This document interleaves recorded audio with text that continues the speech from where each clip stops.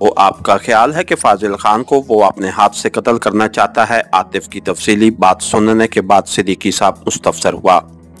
جی سر، اب آپ کا کیا ارادہ ہے؟ سر، ڈیوی پارٹی سے پوچھ گچھ ہو رہی ہے اور لازمی بات ہے کہ بلیک لیکوئڈ کے متعلق ان کے پاس فاضل خان سے کہیں زیادہ معلومات ہیں۔ گویا اب فاضل خان کا مشرف اس کی سزا پہ عمل درآمد کرنے کا رہ گیا ہے، صدیقی صاحب نے مسکرا کر کہا۔ عاطف میاں، میں نے آپ کا ارادہ پوچھا ہے، تبصرہ کرنے کو نہیں کہا۔ سر، اسماعیل نہایت کایاں اور چالاک آدمی ہے۔ ایسے بندے اگر کسی ملک دشمن تنظیم کے ہاتھ چڑھ جائیں تو بہت بڑے نقصان کا باعث بن سکتے ہیں، اور اس میں تو کوئی شبہ نہیں کہ وہ راہ کا تربیت یافتہ ہے۔ اب جہاں تک میرا اندازہ ہے تو وہ راہ کی سرگرمیوں سے اس لیے دور ہے کہ ابھی تک انتقام کے چکروں میں پڑا ہوا ہے۔ اس دن جب اس سے میری بات ہوئی تو اس نے مجھے یہی پیغام دیا کہ میں جانتا ہوں کہ وہ فاضل خان کو کس لیے بچانا چاہ رہا ہے۔ گویا بین السطور اس کی بات کا مقصد یہ تھا کہ وہ اسے اپنے ہاتھوں سے ہلاک کرنا چاہتا ہے۔ میرا خیال ہے آپ مجھے کسی خاص نتیجے پہ لے جانا چاہ رہے ہیں، صدیقی صاحب نے عاطف کی لمبی تمہید سن کر تبصرہ کیا۔ عاطف نے مسکرا کر کہا، کچھ ایسا ہی ہے سر۔ ریوالونگ چیئر سے ٹیک لگا کے صدیقی صاحب بولے، جاری رکھو۔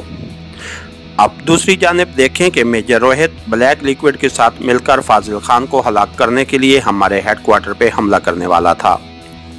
اسے یہ نتیجہ نکلتا ہے کہ اس سے پہلے بھی ان دونوں ایجنسیوں کا گٹھ جوڑ رہا ہے، اور اگر یوں ہی ہے تو فاضل خان جو بلیک لیکوئڈ کا چہیتا تھا، اسماعیل کو اس کے قتل کی اجازت نہیں مل سکتی تھی۔ تو گویا کہا جا سکتا ہے کہ انہوں نے اسماعیل کی راہ میں روڑے اٹکائے ہوں گے۔ یوں بھی راہ بلیک لیکوئڈ کی ناراضی کا خطرہ مول نہیں لے سکتی۔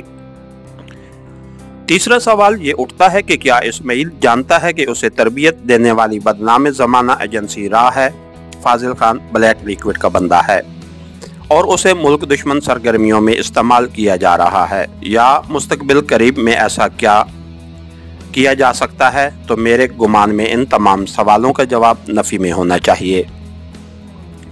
وہ چند لمحوں کے لیے خاموش ہوا تو صدیقی صاحب اپنی دلچسپی ظاہر کرتے ہوئے بولا، میں آپ سے یہاں تک متفق ہوں، مگر ہنوز کسی نتیجے پہ نہیں پہنچ سکا۔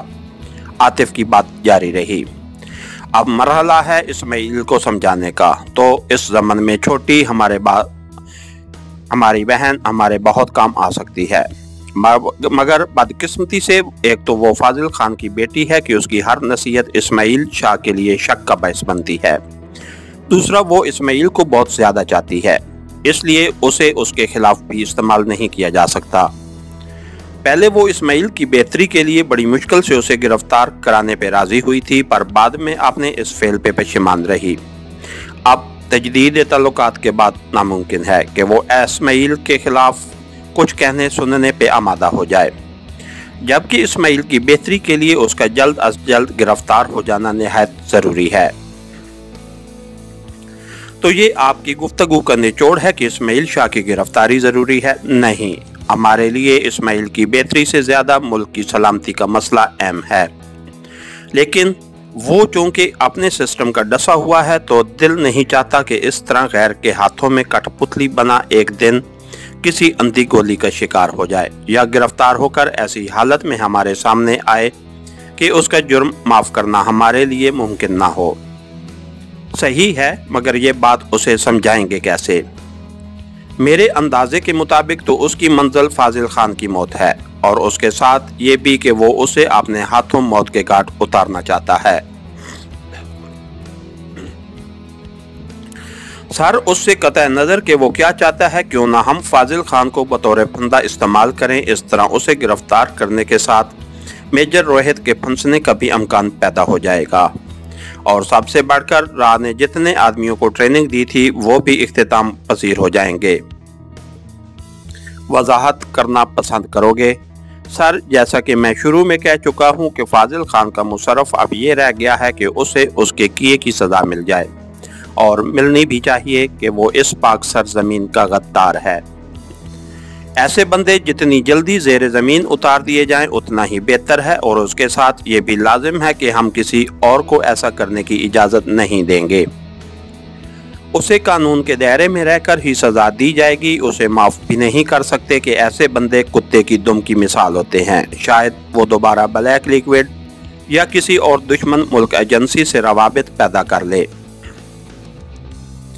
इन सब नुकात को मद्देनजर रखते हुए अगर हम उसे ये यकीन दिलाकर रिहा कर दें कि हमारी तहकीक के मुताबिक वो बेगुनाह है, तो वो खुशी से बगलें बजाता वापस लौटेगा और फिर उसकी कड़ी निगरानी करके उम्मीद है हम इस्माइल शाह को गिरफ्तार कर लेंगे।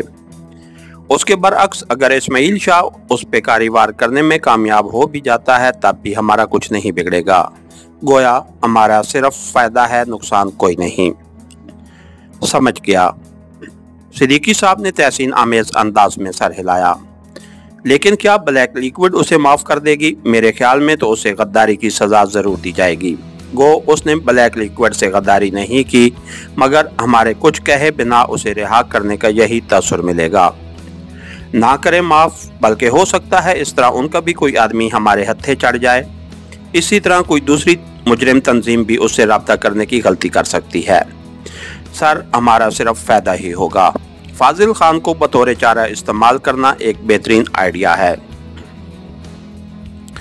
उसे यकीन कैसे दिलाओगे कि हमने उसे बेगुनाह समझ लिया है? सिद्दीकी साहब ने अपने जहन में मचलते सवाल को अल्फाज में डाला, जबकि वो अपने मुजरिम होने का इकरार कर चुका है।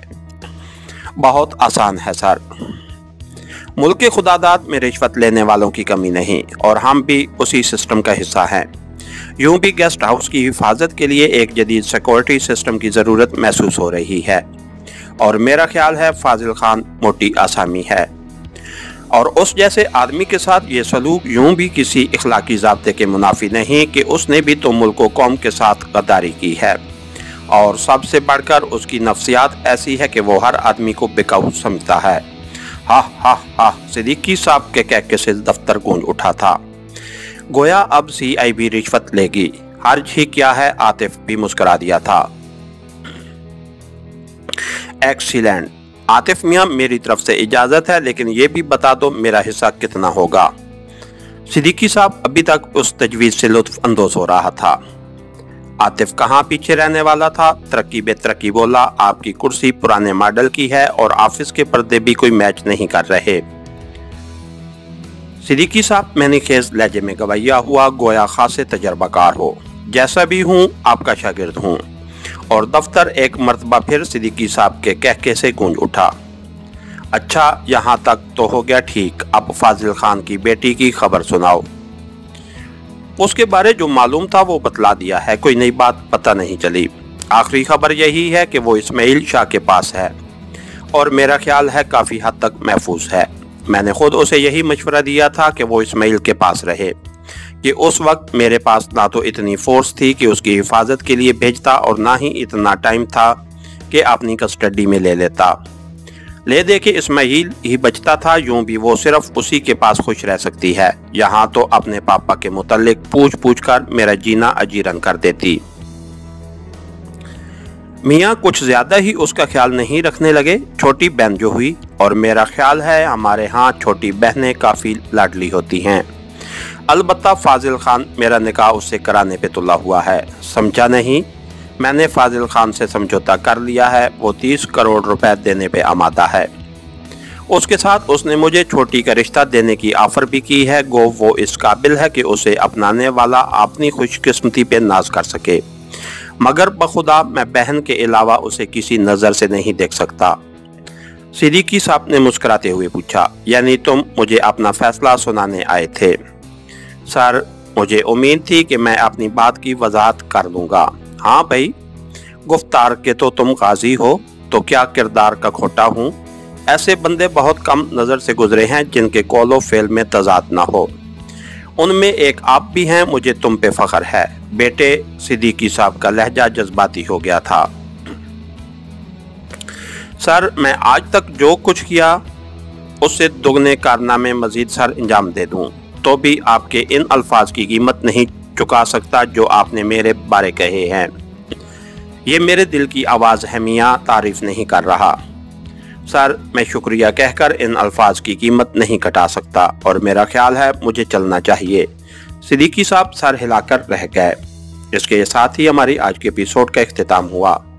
कहानीकार चैनल को लाइक कीजिए, सब्सक्राइब कीजिए और बेल आइकन को प्रेस कर दीजिए ताकि हर आने वाली नई वीडियो आप तक बर वक्त पहुंच सके। शुक्रिया।